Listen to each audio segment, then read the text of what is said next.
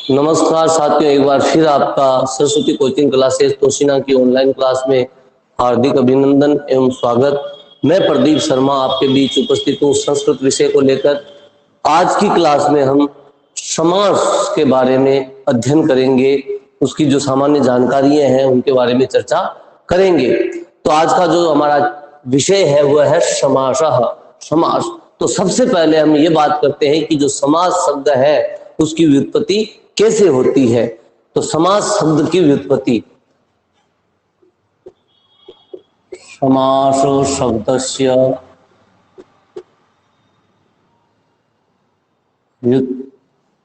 समास शब्दस्य व्युत्पत्ति ही। समास शब्द की उत्पत्ति कैसे होती है, समास शब्द निष्पन्न कैसे होता है। तो सबसे पहले हम बात करेंगे समास शब्द की उत्पत्ति के बारे में। तो सम उपसर्ग पूर्वक, सम उपसर्ग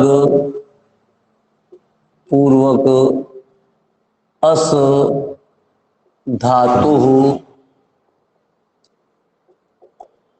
घय प्रत्यय समासः निष्पन्नः। अर्थात सम उपसर्ग पूर्वक,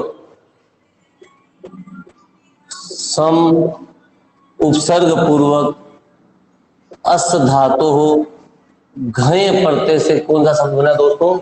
समास शब्द बना है। कौन सा शब्द बना है? समास शब्द बना है। सम उपसर्ग पूर्वक अस धातु घय प्रत्यय, इससे बना है समास शब्द निष्पन्न होता है। इसका सामान्य अर्थ होता है समास का, समास का सामान्य अर्थ होता है संक्षिप्तीकरण। सामान्य अर्थ क्या होता है? संक्षिप्तीकरण, संक्षिप्त करना। अर्थात किसी बड़े कथन को छोटे कथन के रूप में कहना ही समास कहलाता है। किसी बड़े कथन को किसी बड़े कथन को छोटे कथन के रूप में कहना ही समास कहलाता है। या फिर हम इस प्रकार से कह सकते हैं कि दो पदों को मिलाकर एक पद करना, दो पदों को मिलाकर, या फिर क्या कह सकते हैं, दो पदों को मिलाकर एक पद करना या एक पद बनाना समास कहलाता है।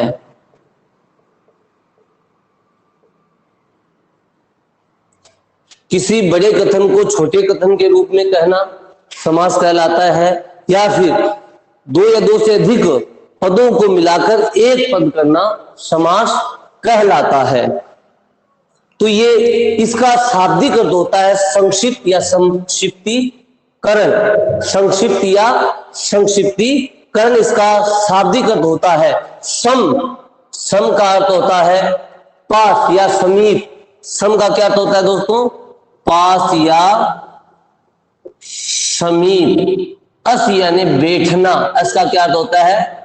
बैठना। तो पूरा पास या समीप बैठना, दो या दो से अधिक पदों का आपस में पास आकर बैठ जाना, मिल जाना ही समास कहलाता है। क्या कहलाता है? समास कहलाता है। तो दोस्तों समास, सम उपसर्ग लगा हुआ है और घय प्रत्यय लगा हुआ है जिससे निष्पन्न हुआ है समास। सम का अर्थ है पास या समीप, अस यानी बैठना। तो दो या दो से अधिक पदों को मिलकर एक साथ बैठ जाना, एक साथ मिल जाना ही समास कहलाता है। समास में मुख्य दो स्थितियां होती है। कितनी स्थितियां होती है? दो स्थितियां होती है। कौन कौन सी?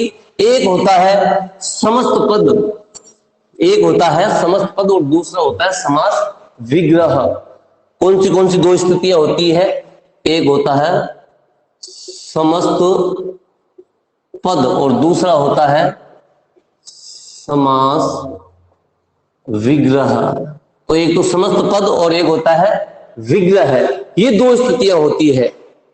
सामान्यतः दो या दो से अधिक पदों का एक साथ मिलना, दो या दो से अधिक पदों का एक साथ मिला देना समस्त पद कहलाता है। दो या दो से अधिक, दो या दो से अधिक, दो या दो से अधिक पदों का साथ में मिला देना क्या कहलाता है दोस्तों? समस्त पद कहलाता है। दो या दो से अधिक पदों को मिलाना क्या कहलाता है? समस्त पद कहलाता है। क्या कहलाता है दोस्तों? समस्त पद। दो या दो से अधिक पदों को आपस में मिला दिया जाता है, वहां वह क्या हो जाता है? समस्त पद हो जाता है। क्या हो जाता है? जैसे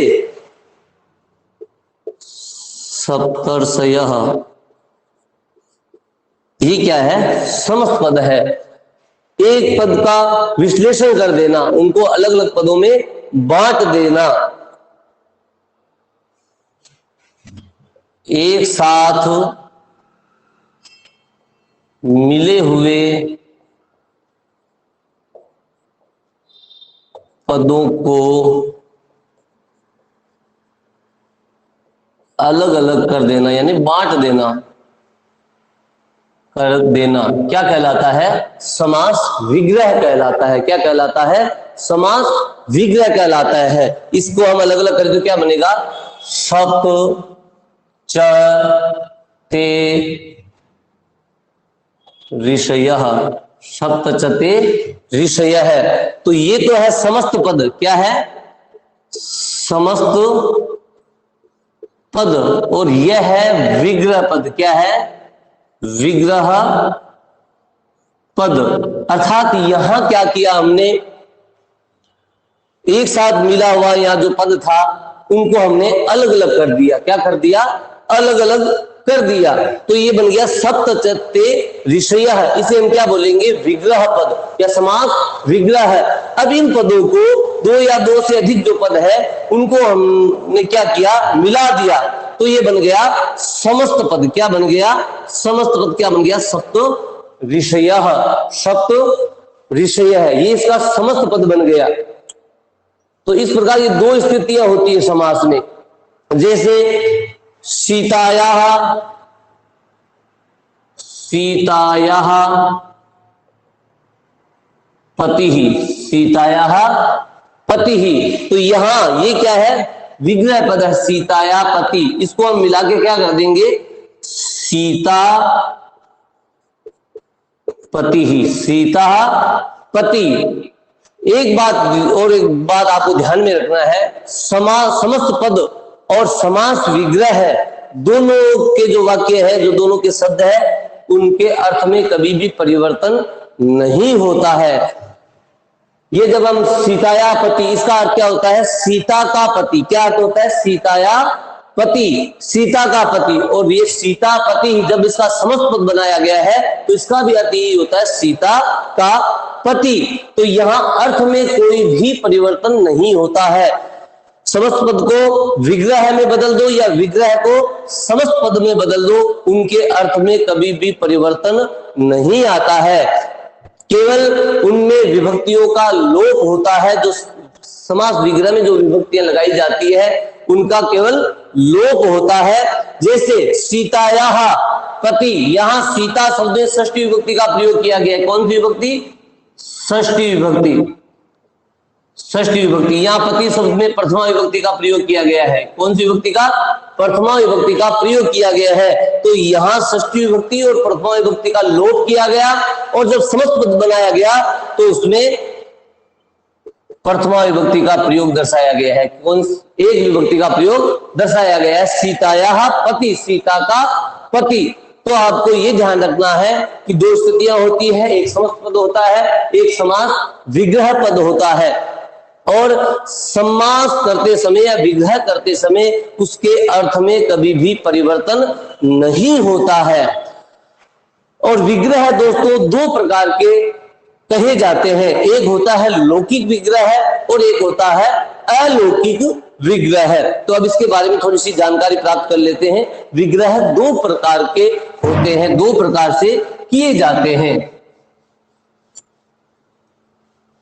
पहले हमने स्थिति जानकारी ली, स्थिति के बारे में चर्चा किया करते हैं। विग्रह, विग्रह दो प्रकार के होते हैं। विग्रह कितने प्रकार के होते हैं दोस्तों? दो प्रकार के। पहला लौकिक,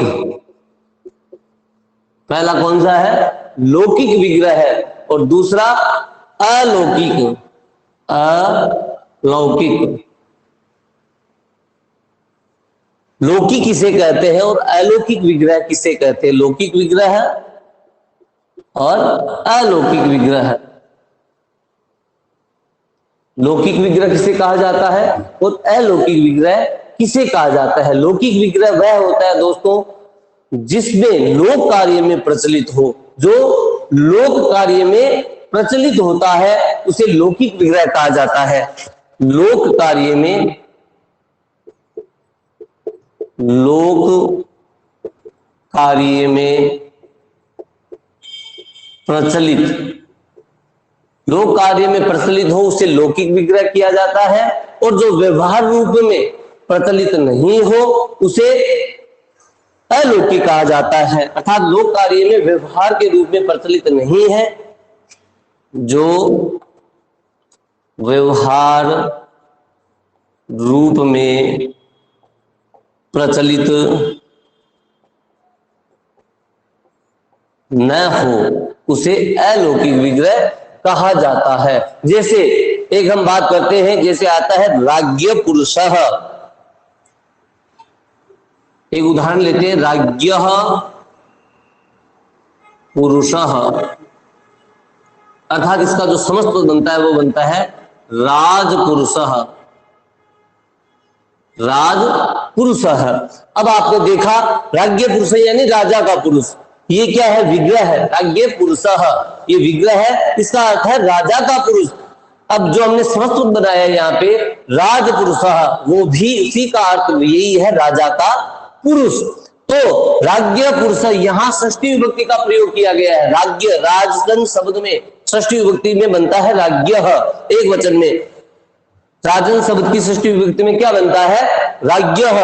पुरुषः प्रथमा विभक्ति का प्रयोग किया गया है। पुरुष में किस विभक्ति का प्रयोग किया गया है?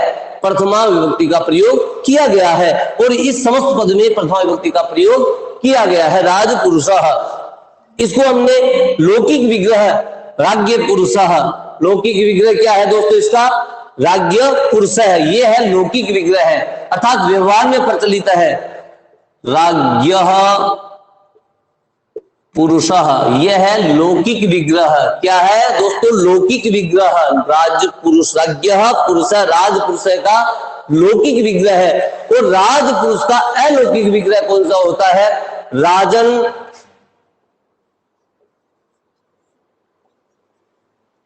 गस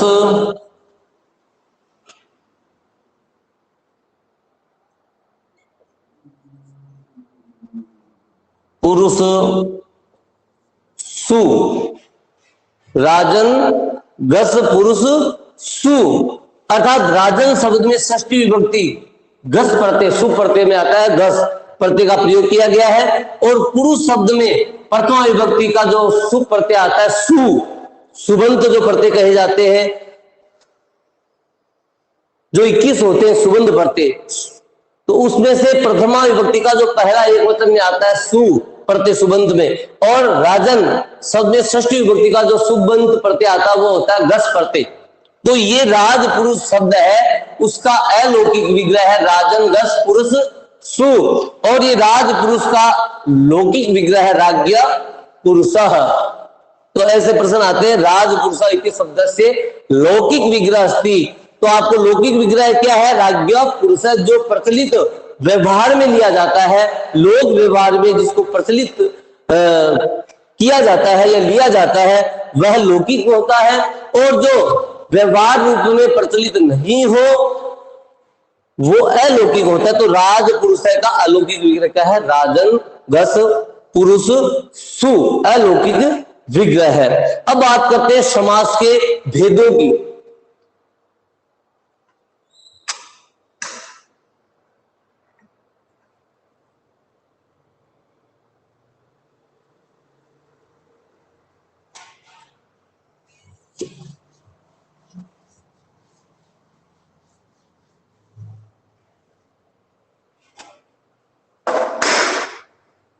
समास के भेदों की बात करते हैं तो सबसे पहले पदों की प्रधानता के आधार पर समास के भेद।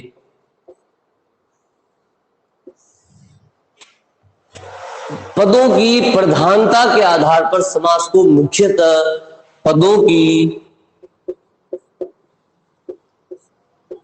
प्रधानता के आधार पर समास के मुख्यतया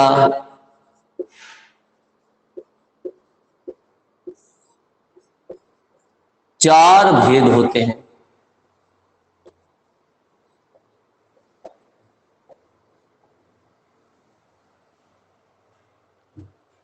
समास के जो भेद है वो पदों के आधार पर किए जाते हैं दोस्तों। पदों की प्रधानता के आधार पर समास के मुख्यतया चार भेद माने जाते हैं। चार भेद मुख्यतया माने जाते हैं और यह भेद सिद्धांत कौमुदी के अनुसार है। किसके अनुसार है? सिद्धांत कौमुदी अनुसारेण। आपको अगर प्रश्न ऐसा पूछा जाए, सिद्धांत कौमुदी अनुसारेण समासस्य समास कतिधाः, समास कितने प्रकार का होता है? सिद्धांत कौमुदी अनुसारेण। या फिर कहा जा सकता है इसके रचनाकार जो है सिद्धांत कौमुदी के, वो है भट्टोजी दीक्षित। कौन है? भट्टोजी दीक्षितानुसारेण। भट्टोजी दीक्षितानुसारेण समास कतिधाः, समास कितने प्रकार का होता है भट्टोजी दीक्षित के अनुसार।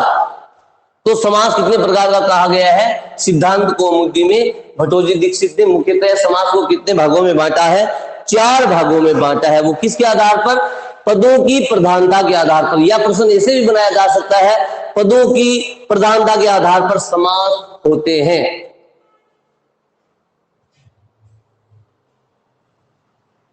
पद प्रधानता आधारेण समास कतिधा, पदों की प्रधानता के आधार पर समास होते हैं।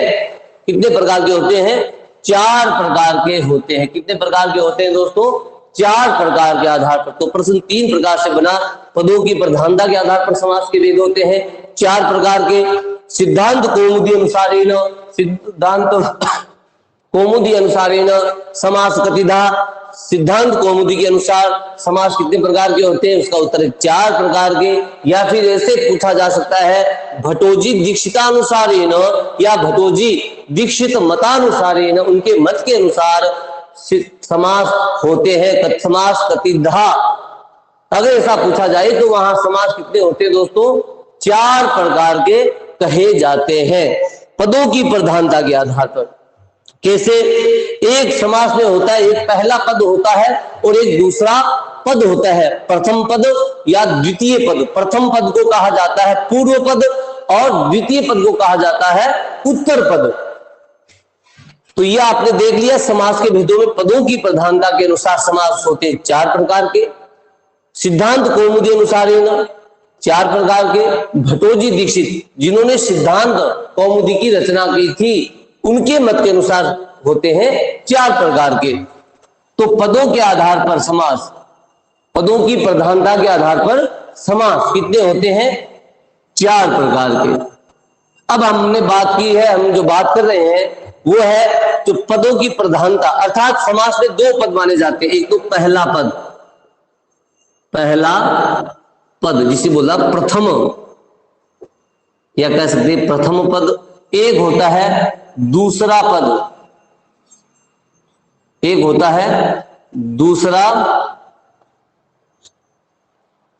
उसको बोलते हैं द्वितीय पद, द्वितीय पद।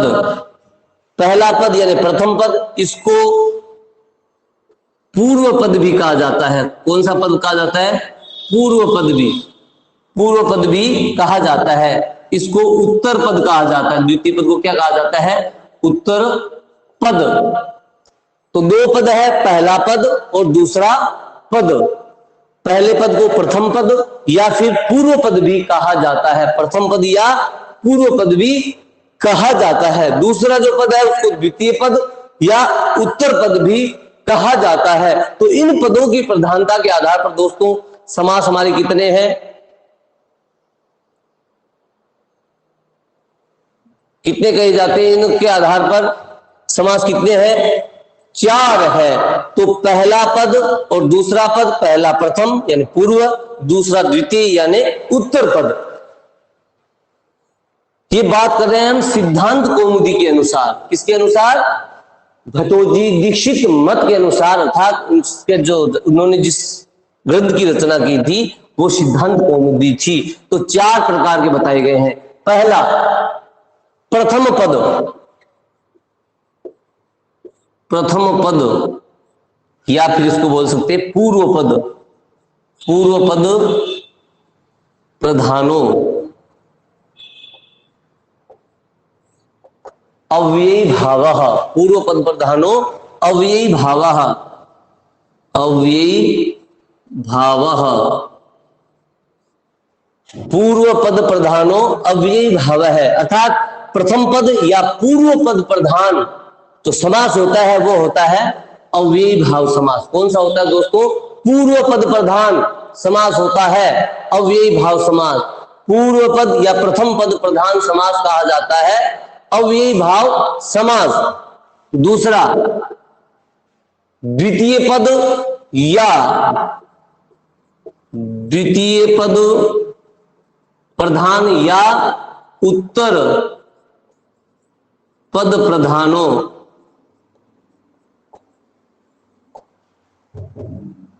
तत्पुरुषः, उत्तर पद प्रधानो तत्पुरुषः यानी द्वितीय पद प्रधान और उत्तर पद प्रधान समास कौन सा होता है? तत्पुरुष समास होता है। कौन सा समास होता है दोस्तों? तत्पुरुष समास होता है। द्वितीय पद प्रधान और जिसे उत्तर पद प्रधान भी कहा जा सकता है। तो उत्तर पद प्रधानो तत्पुरुषः, उत्तर पद प्रधान समास होता है वो होता है तत्पुरुष समास। तीसरा जो प्रकार है वो है उभय पद प्रधानो, उभय पद प्रधानो, उभय पद प्रधानो।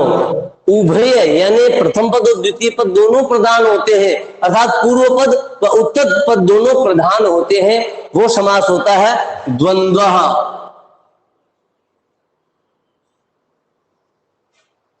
उभय पद प्रधानो द्वंद्व समासः, उभय पद प्रधानो द्वंद्वः अर्थात उभय पद दोनों पद प्रधान होते हैं, उसमें पूर्व पद भी प्रधान होता है और उत्तर पद यानी दोनों प्रथम और द्वितीय पद दोनों प्रधान होते हैं, वो समास होता है द्वंद्व समास। चौथी स्थिति है अन्य पद प्रधानो, अन्य पद प्रधानो बहुव्रीहि, अन्य पद प्रधानो बहुव्रीहि समास। अन्य पद न तो पूर्व पद प्रधान होता है और न ही उत्तर पद प्रधान होता है, उसमें कोई तीसरा ही पद माना जाता है, प्रधान माना जाता है। अन्य पद प्रधान हो, उसमें कोई तीसरा ही पद प्रधान होता है, वो कौन सा समास होता है दोस्तों? अन्य पद प्रधानो, अन्य पद प्रधानो यानी बहुव्रीहि। तो ये चार प्रकार माने हैं पदों की प्रधानता के आधार पर समास के। कौन कौन से? अव्ययी भाव पूर्व पद प्रधानो हो, अर्थात अव्ययी भाव पूर्व पद प्रधान समास। तत्पुरुषः उत्तर पद प्रधानो हो, उत्तर पद प्रधान होता है तत्पुरुष समास। द्वंद्व है उभय पद प्रधानो, अर्थात उसमें पूर्व पद और उत्तर पद दोनों प्रधान कहे जाते हैं, वो समास होता है द्वंद्व समास। और चौथा जो होता है अन्य पद प्रधानो, अर्थात उसमें न तो प्रथम पद प्रदान होता है यानी पूर्व पद प्रदान होता है और न ही द्वितीय पद यानी उत्तर पद प्रधान होता है, उसमें कोई तीसरा ही पद प्रदान होता है, अन्य पद प्रदान होता है, वह होता है बहुव्रीहि समास। और दोस्तों समास में जो कर्मधारिये और द्विगु को, कर्मधारिये और द्विगु को तत्पुरुष के भेद माने जाते हैं। तत्पुरुष के भेद कौन कौन से हैं? कर्मधारिये और द्विगु, कर्मधारय समास और द्विगु समास को, द्विगु समास को क्या माना जाता है? तत्पुरुष के भेद उपभेद माने जाते हैं। तत्पुरुषः समासस्य भेदः कर्मधारियः और द्विगुः, उपभेद और उपभेद माना जाता है कर्मधारी समास को और द्विगु समास को। तो संख्यावाची द्विगु, द्विगु होता है वो संख्यावाची होता है। यहां तत्पुरुष के भेद है, एक तो कर्मधारिये, कर्मधारिये और दूसरा होता है द्विगु। द्विगु को संख्यावाची कहा जाता है, संख्यावाची द्विगु, संख्यावाची द्विगु, संख्यावाची द्विगु। तो ये जो कर्मधारी और द्विगु है वो तत्पुरुष के भेद उपभेद कहे जाते हैं। द्विगु को संख्यावाची द्विगु कहा जाता है और कर्मधारी है उसमें विशेषण और विशेष्य का प्रयोग किया जाता है। विशेषण कर्मधारय में विशेषण और विशेष्य का प्रयोग किया जाता है। जब इनके बारे में चर्चा करेंगे कर्मधारी और द्विगु के बारे में, तब इसके बारे में आप विशेष चर्चा करेंगे जब इनका नंबर आएगा। तो अभी बात चल रही है पदों की प्रधानता के आधार पर समास के मुख्य 4 प्रकार होते हैं, या इसको यूं भी कह सकते हैं सिद्धांत कौमुदी अनुसारे या भट्टोजी दीक्षित मतानुसारेण समास के 4 प्रकार माने जाते हैं। अव्ययीभाव पूर्व पद प्रधान, तत्पुरुष उत्तर पद प्रधान, द्वंद्व उभय पद प्रधान और बहुव्रीहि अन्य पद प्रधान।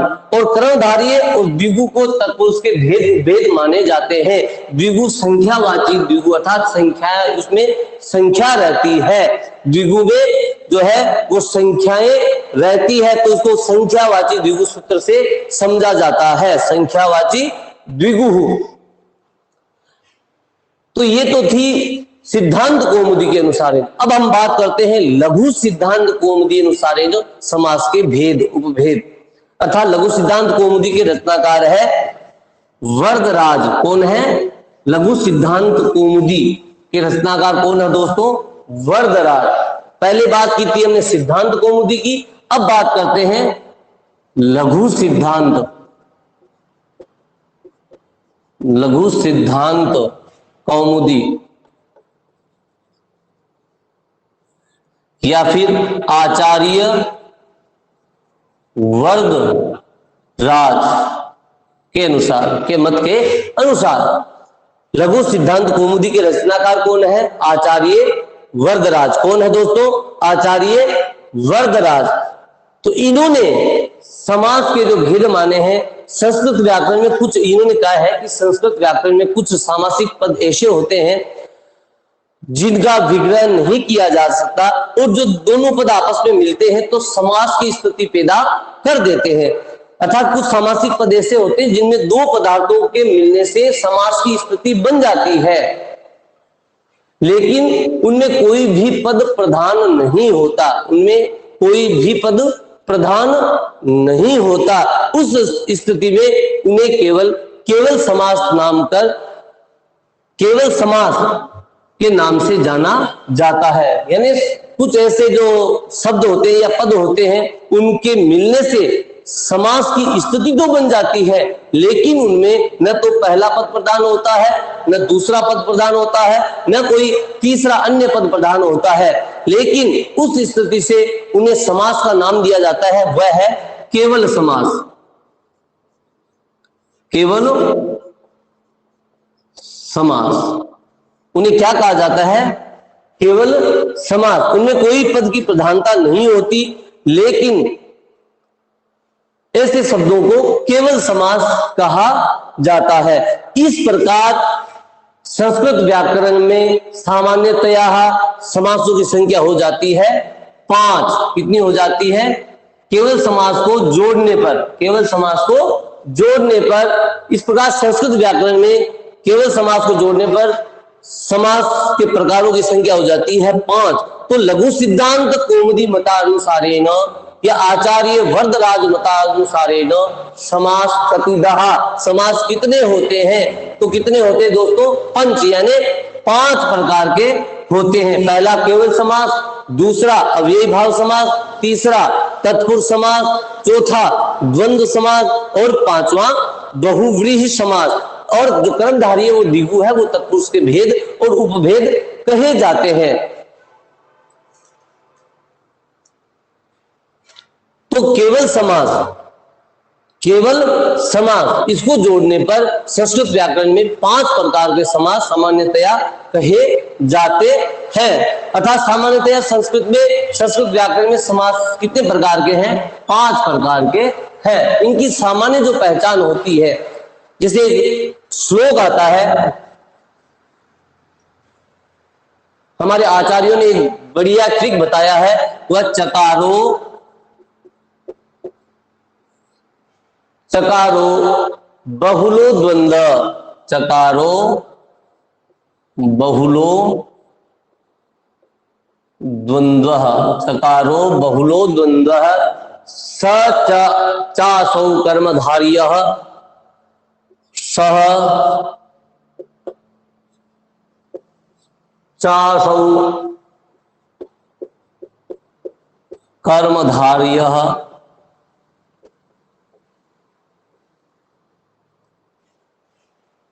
चकारो बहुलो द्वंद्वः स चासौ कर्मधार्य यस्य येषां बहुव्रीहि, यस्य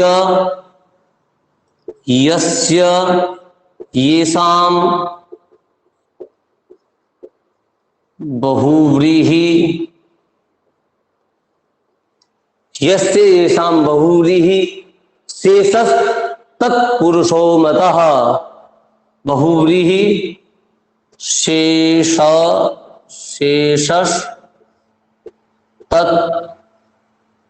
तत्पुरुषो मतः। अर्थात चकारो बहुलो द्वंद्व है, अर्थात द्वंद्व में च का प्रयोग किया जाता है। संस्कृत में विग्रह किया जाता है जब द्वंद्व का, तो उसमें किसका प्रयोग किया जाता है? च का प्रयोग किया जाता है, च का प्रयोग। चकारो बहुलो द्वंद्व, च का प्रयोग जहां मिलता है वहां कौन सा समास होता है? सामान्य ट्रिक हमें पहचानने की कि इसमें कौन सा समास है। चकारो बहुलो द्वंद्व है, च का प्रयोग जहां मिलता है वहां कौन सा समास होता है दोस्तों? द्वंद्व समास होता है। स च असौ कर्मधार्य, और जहां च असौ वह होता है कर्मधार्य, कर्मधार्य। कर्मधार्य समास के विग्रह में च असौ का प्रयोग किया जाता है। यस्य येषां बहुव्रीहि, यस्य येषां, यस्मिन्, यह आदि का प्रयोग किसमें किया जाता है? बहुव्रीहि समास में। किसमें किया जाता है? बहुव्रीहि समास में किया जाता है। यस्य येषां आदि का प्रयोग बहुव्रीहि समास में किया जाता है। शेषस् तत्पुरुषो मतः, बाकी जो शेष बचे हुए हैं वो कौन सा समास कहलाता है? तत्पुरुष समास कहा जाता है। बाकी सारे तत्पुरुष समास में कहे जाते हैं। तो जहां च का प्रयोग, च यानी और, हिंदी में और शब्द का प्रयोग, संस्कृत में च का प्रयोग जहां मिलता है वह द्वंद्व समास की पहचान होती है। च असौ कर्मधारी की पहचान होती है। यस्य येषां यस्मिन् यह, ये पहचान होती है बहुव्रीहि की। और बाकी जो बचे शेषस् तत्पुरुषो मतः, बाकी जो मत है वो तत्पुरुष के साइड में है, जहां बाकी पहचाने तत्पुरुष को दर्शाती है। तो ये सामान्य हमने बात की आज समास की। अब थोड़ा सा केवल समास के बारे में चर्चा कर लेते हैं। जो सामान्यतया संस्कृत के 5 भेदों में जो पहला भेद होता है वह होता है केवल समास। केवल समासः, केवल समास। मैंने आपको बताया था कि संस्कृत व्याकरण में कुछ सामासिक पद ऐसे होते हैं जो समस्त पद बनने पर सामासिक हो जाते हैं, लेकिन उनमें न तो कोई पद प्रधान होता है, न पहला पद प्रधान होता है, न दूसरा, न कोई तीसरा पद प्रधान होता है। उन्हें क्या कहा जाता है? केवल समास कहा जाता है, जिनमें कोई सा भी पद प्रधान नहीं होता है। इसका एक सूत्र है विशेष संज्ञा विनिर्मुक्ता केवल समासः। सूत्र क्या है? विशेष संज्ञा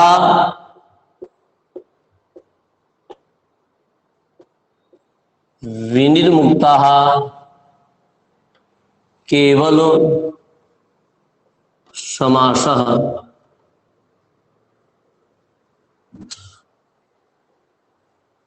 प्रश्न कैसे आता है? विशेष संज्ञा विनिर्मुक्ता समासक होती। विशेष संज्ञा विनिर्मुक्त समास होता है, अर्थात वहां कौन सा समास होता है? केवल समास होता है। क्या होता है? केवल समास होता है। इसका जब विग्रह किया जाता है, इसके विग्रह में केवल दोस्तों संधि कार्य किया जाता है।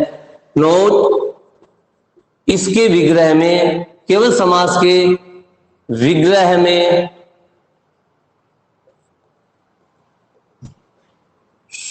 संधि कार्य किया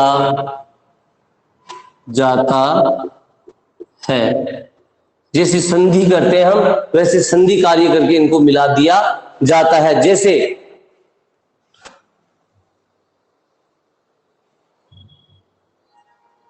वागर्थौ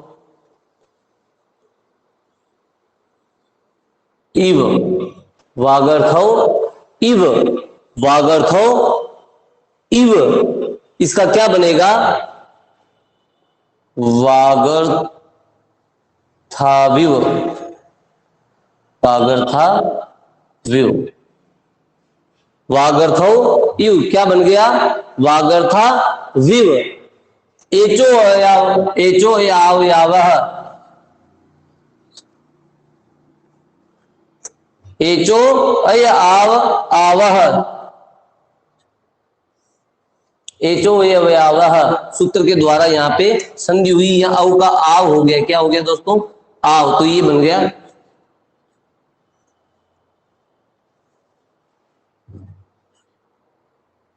वागर्थ हाव और इव। ये आ इसमें मिल गया तो था बन गया वागर था, और वह में ई आ गया वागर था विव। तो ये सूत्र है एचो अय अव आय आव, एचो अय अव आय आव। सूत्र के द्वारा यहाँ औ का आव हो गया, और आव यहां होने पर यह संधि कार्य हो गया। अयादि संधि, यहां कौन सी संधि हो रही है? अयादि संधि। यहां कौन सी संधि हो रही है समास में? अयादि संधि हो रही है। तो इसके विग्रह में, केवल समास के विग्रह में केवल संधि कार्य किया जाता है। वागर्थो इव, यहां अयादि संधि हुई। अयादि संधि औ के स्थान पर आव होता है, ओ के स्थान पर अव होता है, और ए के स्थान पर अय होता है, और ऐ के स्थान पर आय होता है अयादि संधि में। तो यहां औ है, औ के स्थान पर आव हो गया। तो यहां वागर्थ आव यू यानी वागर्था विव बन गया। एक उदाहरण और लेते हैं। न आस्तिकः, न आस्तिकः। अब इनको यहां दीर्घ संधि हो जाएगी। क्या हो जाएगी? न में ए और आ, तो बन जाएगा समस्त बनेगा नास्तिकः। केवल संधि करनी है इसके समास में। क्या करना है? जब समस्त पद बनाना है तो संधि करना है, और समस्त पद से विग्रह करना है तो संधि विच्छेद करना है। नास्तिका का न आस्तिकः करना है। जैसे उत्तमः ऋणः, उत्तमः ऋणः, उत्तमः ऋणः। तो इसको हमें क्या करना है, संधि करनी है। संधि करने का कौन सी संधि होगी, यहाँ पे गुण संधि हो जाएगी। तो क्या बन जाएगा, उत्तमा रणः, उत्तमा रणः, उत्तम रणः, उत्तम रणः क्या बन जाएगा, उत्तमा उत्तम रणः, उत्तम रणः। तो यहाँ गुण संधि हो जाएगी। कौन सी संधि हो जाएगी दोस्तों, गुण संधि। वहां नास्तिक में दीर्घ संधि और वागर्थ वीर में अयादि संधि हुई थी, और यहां कौन सी हो रही है, अ और री मिलके अर बन जाएगा। क्या बन जाएगा, अर बन जाएगा। और यहां संधि हो रही है, गुण संधि हो रही है। कौन सी संधि हो रही है, गुण संधि हो गई। अब हम बात करते हैं पूर्वम, पूर्वम भूतः, पूर्वम भूतः। तो ये क्या बन जाएगा, जब समस्त बनाएंगे तो बन जाएगा भूतपूर्व। क्या बन जाएगा, भूतपूर्व। क्या बन जाएगा, भूतपूर्व। यह है समास विग्रह, पूर्वम भूतः भूतपूर्व। ये उत्तमः ऋणः, उत्तम रणः, उत्तम रणः, ये बन गया समस्त पद, और यह है इसका समास विग्रह है। आपको केवल समास में करना क्या है, केवल इसके विग्रह में संधि कार्य करना है। क्या करना है, संधि कार्य करना है। इसके विग्रह में केवल संधि कार्य करना है। और ये सूत्र याद रखना है, विशेष संज्ञा विनिर्मुक्तः केवल समासः। विशेष संज्ञाओं से जो मुक्त है वो कौन सा है, केवल समास है। अर्थात उसमें कोई सा भी पद प्रधान नहीं होता है, न पद प्रथम पद पूर्व पद, न उत्तर पद, और न कोई तीसरा पद प्रधान होता है। वो समस्त संज्ञाओं से मुक्त होता है, वह होता है केवल समास। तो दोस्तों आज की क्लास में बस इतना ही। आगे की चर्चा हम दोस्तों कल की क्लास में करेंगे। अर्थात कल की क्लास में हम अव्ययी भाव समास के बारे में विशेष चर्चा करेंगे, जो दूसरा प्रकार है समास का, अव्ययी भाव समास। तो आज की क्लास में हमने समास की सामान्य चर्चा की। समास का शब्द है सम उपसर्ग पूर्वक अस धातु और भय प्रत्यय से बनता है। सम का अर्थ होता है समीप या पास, और अस का अर्थ होता है बैठना। तो सामान्यतया समास का जो सामान्य अर्थ होता है वह होता है संक्षिप्त करना या पास आकर बैठ जाना। तो दोस्तों समास सिद्धांत कौमुदी और भट्टोजी दीक्षित के अनुसार 4 प्रकार के होते हैं, या पदों की प्रधानता के अनुसार समास 4 प्रकार के होते हैं। और लघु सिद्धांत कौमुदी और आचार्य वरदराज के मत के अनुसार समास केवल समास को जोड़ने पर 5 प्रकार के कहे जाते हैं। केवल समास के बारे में आपने विशेष चर्चा की। विशेष संज्ञा विनिर्मुक्तो केवल समासः, विशेष संज्ञा से मुक्त होता है वह होता है केवल समास। केवल समास के विग्रह में केवल हमें संधि कार्य करना है। जब समस्त पद बनाना है वहां संधि करनी है, और उसका विग्रह करते समय संधि विच्छेद करना है। अर्थात करने का तात्पर्य यह है कि संधि कार्य ही करना है और बाकी कुछ ही नहीं करना है। तो दोस्तों मैं आशा करता हूं कि आज की क्लास आपको अच्छी लगी होगी। आप मुझे कमेंट बॉक्स में जरूर बताएं। कल फिर हम नए टॉपिक के साथ और अविभाव समास की चर्चा करेंगे कल की कक्षा में। तो दोस्तों ज्यादा से ज्यादा लोग जुड़े हमारी क्लास से, और आप मुझे जरूर बताएं कि आपको ये क्लास कैसी लगती है, अच्छी लगती है या नहीं लगती है। कोई भी कमी है तो वो भी आप मुझे कमेंट बॉक्स में जरूर बताएं। और आपको जो भी विषय या जो संस्कृत का कोई भी टॉपिक आपको कठिन लगता है उसके बारे में भी जरूर बताएं। हम उसको पहले पढ़ाएंगे, उसका अध्ययन पहले कर लेंगे। तो दोस्तों तब तक के लिए जय हिंद, जय भारत, जय तु संस्कृतम।